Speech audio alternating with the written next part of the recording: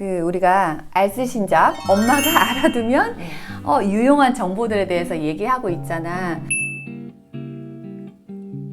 성조숙증에 대한 거야. 요거는 이거는 다들 관심 많으신데. 저학년부터 관심이 많은데 이걸 내가 재작년이었나 우리가 하여튼 몇 년 전에 딸아이 성조숙증 때문에 걱정하면서 영상을 올린 게 있거든. 맞아. 그래서 거기도 정보가 이렇게 있고 아들도 그리고 했잖아. 최근에도 댓글이 올라왔어. 그럼 그 다음엔 어떻게 됐나요? 물어보시더라고. 근데 이제 신기하게 딸이 뼈 검사를 했는데 그리고 이제 6개월 뒤에 트래킹을 하고 또 6개월 뒤에 트래킹하고 이렇게 계속 갔거든. 근데 아마 검사했던 때는 2학년 정도였던 것 같아. 근데 이제 1학년인지 2학년인지 그때인데 그때 이후에 아들은 생각도 안 하고 있다가 딸 했으니까 그냥 한번 해볼까 그런 마음으로 아들을 했는데 나는 딸만 계속 걱정하고 있었는데 나중에 보니까 아들의 뼈 검사 나이가 더 높고 더 빠른 거야. 그래서 이게 모르는 일이구나 생각을 했고 그러네. 또 하나는 뼈 검사는 동네 소아과에서 되거든.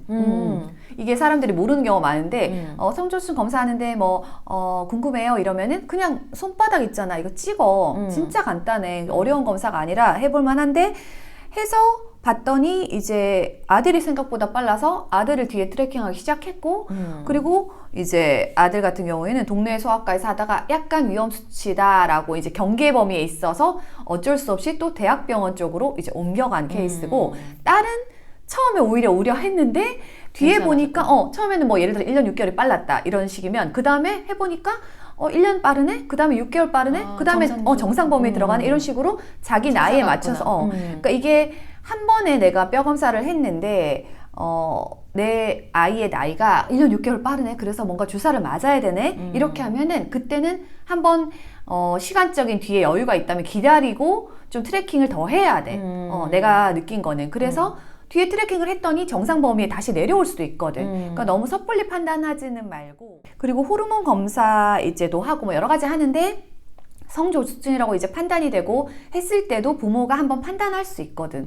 의사 선생님이 얘기해 주셔. 그래서 그러면은 주사를 맞힐 건지 안 맞힐 건지 의사결정을 하는 거지. 근데 처음에는 뼈 검사 같은 걸 하는데 두 번째 이제 정밀 검사 같은 걸 하면 피를 이제 시간에 걸쳐서 계속 뽑으면서 검사를 하거든. 그래서 나는 아들은 벌써 사춘기 호르몬이 나왔다고 했고 이제 5학년 되는데 근데 딸 같은 경우에 이제 정상 범주에 들어가 있는데 이제 정밀 검사하고 얘가 주사를 맞을 건지 안 맞을 건지 최종 결정을 해야 되는 단계. 그래서 성조숙증은 그 이후에도 계속 이제 그 아이마다 궁금해서 많이 댓글이 올라왔었는데 그때도 우리 때는 사실 몰랐던 거잖아 이게. 그러니까. 없었던 거기도 하고 근데 이제 주사의 부작용 얘기도 있고 되게 여러 가지인데 본인 나이에 맞춰서 뼈 나이가 얼마인지가 되게 중요한 거야. 그래야지 언제까지 클지가 이제 정해지는 거고 그러면 대략 병원에서 나중에 체중 키는 어느 정도 될 거예요 라고 예상 키도 말씀해 주셔. 그래서 근데 이제 그런 고민을 거는 하지. 기본 무슨 아이들의 건강검진 같은 거에 포함되어 있는 게 아니고 엄마가 알아서 따로. 그런 좀 그렇다 느껴지면 그치, 한번 해보는 거구나. 동네 소아과 가서 따로 뼈 검사하러 왔어요 하면 되는 거고 아이 성조숙 그런 게 걱정이 되면 또 가면 한번. 뼈 말고도 아이 신체 주요 부위들을 확인하고 또 문진도 하고 여러 가지 방법으로 그렇구나. 1차로 해주시고 이제 조금 얘가 수치가 너무 안 맞다 이러면은 이제 경계에 와 있거나 이렇게 양쪽 경계에 있잖아. 그래서 정상 범죄에 들지 않으면 사실 대학병원 쪽으로 가보라고 트랜스퍼를 해주셔. 그래서 그것만 알아두면 그 다음에는 이제 가서 얘기를 들을 수 있으니까. 그래서 애가 키가 너무 작거나 너무 크거나 아니면 너무 말랐거나 엄마들의 걱정이 여러 가지인데 내가 봤을 때는 지금 너무 정상으로 보이는 애가 그럴 수도 있고 이건 선입견인 것 같아. 작은 친구라고 뼈 나이가 예를 들어서 그래서 안 크고 이런 건 전혀 아니야. 그래서 키가 지금 커도 그럴 수 있고 키가 너무 작아도 그럴 수 있고 얘도 좀 통통해도 그럴 수 있고 아니 너무 말라도 그럴 수 있어. 근데 이제 어느 쪽으로든 엄마 생각에 조금 걱정이 되잖아. 그러면 뼈 검사는 아주 간단하다. 그래 우리는 대체적으로 바로 그런 나오기 걸 때문에. 잘 그 징후로는 잘 모르니까 2차 성징이 좀 빨리 나온다. 그런 경우도 하긴 그러면은, 하지. 한다고 난 그렇게 생각했거든. 맞아. 그것도 있고 그냥도 하기도 하고 애가 잘 너무 안 먹어서 그런 친구도 하는 경우도 있고 다 다양한데 요거는 내가 두 번 이제 겪어보니까 드는 생각이 한번 해볼 만하다. 그냥 지나가지 않고 한번 해볼 수 있다. 근데 그 다음에 결과가 나왔을 때 바로 행동하지 말고 좀 조금 기다려라. 시간을 두고 한번 몇 지켜보자. 번 그 뒤에 주사 그 보험이 되는 시점이 정해져 있거든. 그래서 그 시점까지 기다리면서 좀 추이를 볼 필요가 있다. 그리고 또 여러 의사의 의견을 들어볼 필요가 있다. 맞아, 소아과에서도 듣고 대학병원 가서도 듣고. 왜냐면 대학병원에서 또 의견을 주시는 거는 더 많은 친구들을 보기 때문에 거기에서 많이 벗어나지 않으면 가급적 안 맞추는 쪽으로도 또 얘기하시는 경우도 있어가지고 그래서 아이에 관련된 거는 조금 이제 신중해지잖아 우리가. 그러니까 병원도 좀 귀찮지만 몇 곳 찾아볼 필요도 있다. 그 아이 키우면서 별별 일을 다 겪는데 이번 그 건은 이거야. 응급 상황을 나는 신기하게 몇 번을 겪었다. 근데 우리 아이의 응급 상황은 아닌데 지난번에 학교 앞에서 아이랑 같이 있는데 어떤 아이가 이제 막 쓰러진 거지. 그래, 우리 그거 한번 영상에서 다뤘잖아. 그래가지고 내가 119 부르고 지금도 문자에 남아있어 기록이. 119 내가 불렀던 게 기록이 다 남아. 그래서 해서 불러드리고 부모님 오시는 거 확인하고 이제 신고자가 누군지가 다 접수가 되니까 그래서 했는데 최근에 또 한 번 신고할 일이 있었잖아. 정말 놀라운 거는 최근에 아파트 바로 앞에 엘리베이터를 타려고 기다리는데 한 50대 정도 되시는 분이 정말 그냥 앞으로 그냥 확 쓰러졌어. 너무 놀랐어. 그래가지고 바로 또 119 불러. 왜냐면 이제 함부로 못 만지겠는 게 제일 첫 번째. 같이 계신 분이 있어서 다행히 의식이 있는지 이렇게 확인을 해서 너무 다행히 아파트 바로 앞이니까 가족이 바로 내려왔어. 그래서 내가 119 신고는 했는데 이제 그분께 토스를 해드렸지. 가족이 뭐 동행하거나 이런 상황이 생겼잖아. 근데 너무 놀랐어. 사실 그때도 아이가 있었고 이번에도 아이가 같이 있는 상황인데 내가 좀 아이들이 참 학교에서 그런 교육이 잘 됐나 그 생각한 게 응급 상황이 딱 되니까 우리 아들이 옆에서 빨리 엄마 119 불러. 내가 왜냐면 나도 갑자기 몇 초간 넋이 나가는 거지. 엄마 빨리 119 그거부터 배운 대로 하는 거야. 하고 그 다음에 앞에 심폐소생술 그거 아파트에 이렇게 붙어 있는 거 알아? 뭐 쓸 줄을 몰라 사실은.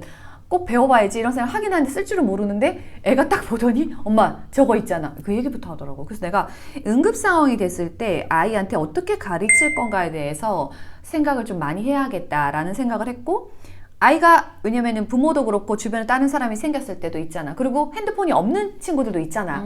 그랬을 때 우리 아들은 핸드폰 가끔 못 쓰게 하면 엄마 내가 나가서 중요한 상황에 대해서 전화해야 될 수도 있잖아. 이런 얘기를 사실 하는데 콜렉트콜로 학교에서 할 수 있는 것도 아는 친구 있고 모르는 친구 있거든. 그런 것도 있고 또 주위에 도움을 요청하는데 어떤 분에게 어떻게 요청을 해야 되는지 그런 교육도 좀 필요하고 그러니까 나는 어려움에 처하면 주변에 파출소가 있는지 확인하라고 하거든. 제일 처음에 파출소가 보이면 파출소로 먼저 가라. 근데 학교 근처에 있는데 그게 보이지 않으면 어른한테 도움을 요청할 때 엄마 정도 나이에 보이는 말하자면 아줌마한테 도움을 그치. 요청하면 좋다. 왜냐면 우리 비슷한 아이를 키우고 있으니 좀 이해도가 있잖아. 그럼. 그래서 그때 딸도 핸드폰 자기 거 잃어버렸을 때 그 주위 그 어떤 아주머니한테 전화 좀 해달라 그래가지고 전화 찾았더라고. 그러니까 이런 거를 응급 상황이 되기 전에 미리 아이한테 알려주면 좋고 아이가 이제 막 입학한 친구들은 아직 이제 어리니까 잘 모르잖아. 그래서 내가 이렇게 계속 주지를 시키는 게 되게 크구나라는 생각을 했고 나는 3살 때 아이가 2도 화상인가 입었어. 그래서 심하게 화상을 입어봤기 때문에 그 다음에 화상에 대한 대처를 되게 열심히 이제 보게 된 거야.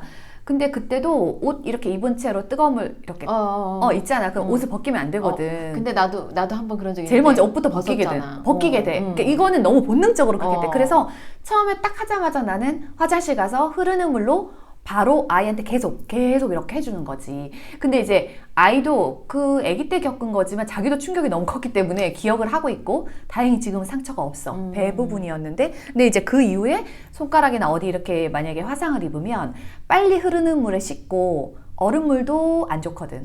얼음물도 잘못하면은 이제 더 안 좋게 될 수 있고 그래서 내가 이렇게 보니까 얼음도 직접 대면 안 되거든. 어른들은 너무 찬물에 넣기도 하거든. 그래도 안 돼.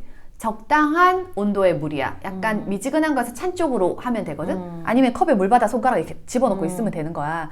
근데 이제 화기를 뺀 다음에 그 다음에 사실은 알코올 소독을 해야 돼. 그리고 난 다음에 이제 거기에다가 집에 있는 거 연고를 빨리 발라주는 그런 형태로. 그러니까 화기 빼는 게 제일 중요한데 다들 잘 모르시더라고. 맞아. 이렇게 화기를 충분히 해가지고 빼야 돼. 바로 약을 바르면 안 되거든. 그치. 화기 먼저 빼는데 화기 빼고 사실은 뭐 메디폼 그런 거 있잖아. 사실 병원 갔을 때도 그때 이도화상인데도 해주는 게 뭐냐면 결국 그 정도야. 메디폼 두꺼운 걸 여기 갖다 화기 빼고. 붙여놓는 거. 충분히 화기를 빼주는 걸 먼저 하더라고. 그래서 응급 상황에 대해서 대처하는 걸 이제 뭐 계약도 하고 하니까 여러 가지 상황을 좀 아이한테 시뮬레이션 해주면 좋을 것 같아. 나는 그 생각하거든. 집에 엄마가 있는데 엄마가 갑자기 쓰러지거나 아팠어. 그럼 어떡할 거야? 이런 거 물어보거든. 그럼 아이가 얘기하지. 아빠한테 일단 전화한다. 1번. 근데 아빠 전화 안 받아. 그럼 바로 119. 내가 그래서 119 먼저 하는 게 더 좋다라고 얘기를 해줬는데 119 먼저 전화? 그랬는데 어른이 필요한 상황이잖아. 그럼 그치. 아빠한테 전화 안 됐어. 그럼 옆집 아랫집. 옆집 아랫집은 우리가 인사를 하고 이제 친하게 지내는 사이니까 빨리 가서 문 두드려가지고 하라고. 왜냐면은 멀리 있는 친인척한테 전화해서 아무 소용이 없어. 그러니까. 사실 아빠도 회사에서 오려면 1시간이 걸려? 아무 소용 없잖아. 그럼 빨리 윗집 아랫집 이렇게 좀 이렇게 하면 좋지. 그런 거를 해두면 좋겠다라고 이제 생각하지.